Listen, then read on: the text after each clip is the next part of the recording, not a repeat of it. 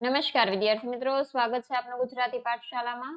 આજે આપણે જોઈએ ધોરણ 8 ગુજરાતી વિષયમાં પાઠ 14 સાકરનો શોધનાર એનું સ્વ અધ્યયન પોથીનું સોલ્યુશન જોવાના છે. વિદ્યાર્થી મિત્રો, તમે આ ચેનલ પર નવા હોય તો ચેનલને સબસ્ક્રાઇબ કરી બાજુમાં રહેલો બેલ આઇકોન દબાવો, જેનાથી આવનાર તમામ સ્વ અધ્યયન પોથીના પાઠનું સોલ્યુશન તમને તરત મળતું રહે. જોઈએ આપણે પ્રશ્ન નંબર 1. આ એકમનો સાહિત્ય પ્રકાર એકાંકી નાટક છે. આવા અન્ય ગદ્ય સાહિત્ય પ્રકારોના તમારા શિક્ષકની મદદથી નામ લખો. હાસ્ય નિબંધ, નાટક, નવલકથા, જીવનચરિત્ર, આત્મકથા, લોકકથા અને પ્રવાસ લેખ. પ્રશ્ન નંબર 2. નીચેના વાક્યો કોને ઉદ્દેશીને કહેવામાં આવ્યા છે? 1. તારી માને મોટા ભાઈના પરાક્રમ તો કહે. અંજન. 2. તું તો હમણાં કૂદકો મારતો હતો. અંજન. 3. ડાક્ટર સાહેબ અઠવાડિયામાં તો છોકરો લાશ થઈ ગયો છે. સુરેન્દ્રનાથ. 4. બાપુ, માં કહે છે કે તમે અંજુને મારશો માં. કિન્નરી. પ્રશ્ન નંબર 3 છે જોડણીને કારણે શબ્દનો અર્થ બદલાઈ જાય છે.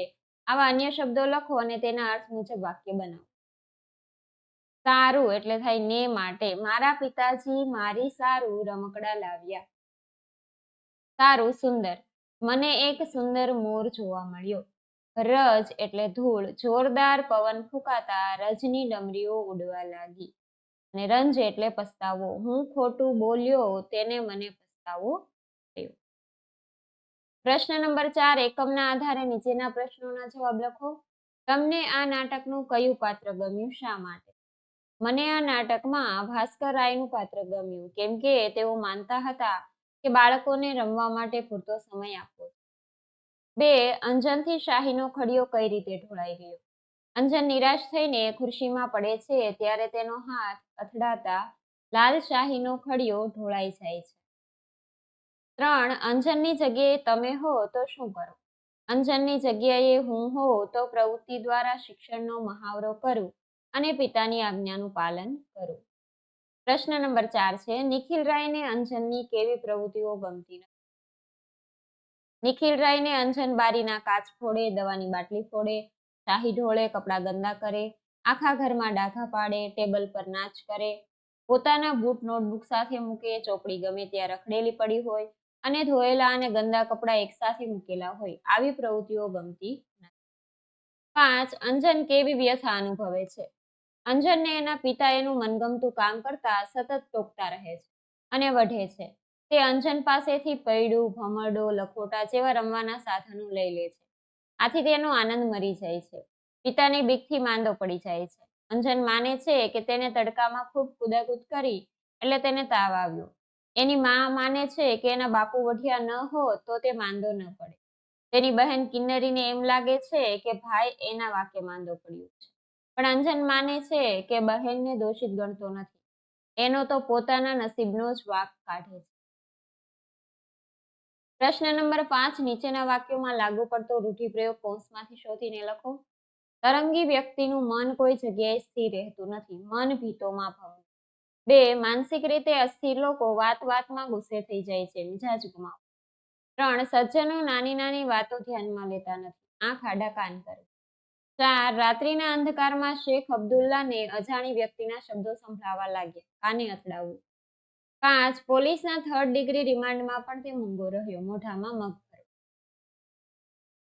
પાત્ર પરિચય આપો. નિખિલ રાય. નિખિલ રાય અંજન અને કિન્નરીના પિતા છે. નિખિલ રાય ખૂબ જ કડક સ્વભાવનું વ્યક્તિત્વ ધરાવે છે. તેઓ માને છે કે બાળકોને સતત વાંચતા જ રાખવા જોઈએ, તેમને રમવા માટે સમય ન આપવો જોઈએ. નિખિલ રાયની ઉંમર 35 વર્ષની છે. અંજનમાં બુદ્ધિશક્તિ અને આવડત છે, પરંતુ તે નિખિલ રાયથી ડરે છે અને તેમને રમવા માટેનો જરા પણ સમય આપતા નથી. આથી તે વ્યથિત થઈ જાય છે. કિન્નરી પર ખીજાયા પછી બહેનની લાગણી દુભાવ્યાનો અનુભવ કરી પસ્તાય છે. અંજન ભણવામાં સાવ ઠોઠ છે. તે રમવામાં રુચિ ધરાવે છે, પરંતુ પિતાના ડરને કારણે તે પોતાની રુચિ બતાવી શકતો નથી. આમ અંજનને કોલસામાંથી સાકર શોધનારો છે. કિન્નરી નટખટ છોકરી છે અને લાગણીશીલ છે.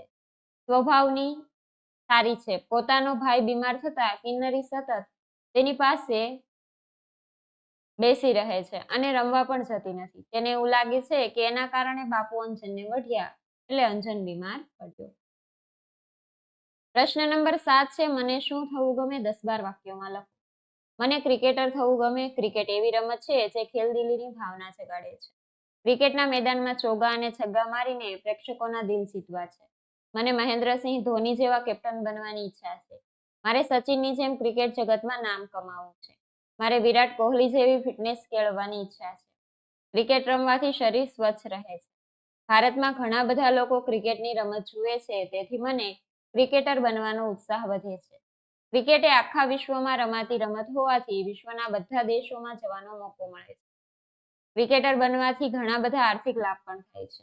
આમ ક્રિકેટર બની હું મારો શોખ પૂરો કરવા માંગુ છું.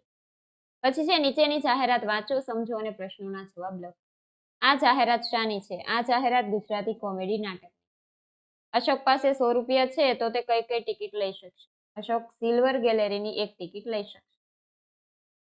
આ જાહેરમાં કયા કયા લોન વર્ડ્સ વપરાયા છે? Ticket, golden, silver, comedy. Taslima હિંમતનગરમાં સાંજે 6 વાગ્યા સુધી રોકાવાની છે. શું તે નાટક જોઈ શકશે? કેમ? હા, કારણ કે નાટકનો સમય રાત્રે 9 વાગ્યાનો છે, તો એમાં ના આવે. ના, કારણ કે નાટકનો સમય રાત્રે 9 વાગ્યાનો છે, એટલે છે તસ્લીમા છે એ નાટક જોઈ શકે નહીં, કારણ કે તે હિંમતનગરમાં સાંજે 6 વાગ્યા સુધી જ રોકાવાની છે. આ નાટકમાં કરુણ પ્રસંગો નહીં હોય એવું શા પરથી કહ્યું? કારણ કે આ નાટક કોમેડી, રહસ્ય અને મસ્તીથી ભરપૂર છે. વિદ્યાર્થી મિત્રો, અહીં પાઠ 14 નું સોલ્યુશન પૂર્ણ થાય છે. જો તમને વિડીયો પસંદ આવ્યો હોય તો વિડીયોને લાઈક કરજો અને અમારી ચેનલ સબસ્ક્રાઇબ કરવાનું ભૂલતા નહીં. વિડીયો જોવા બદલ આભાર.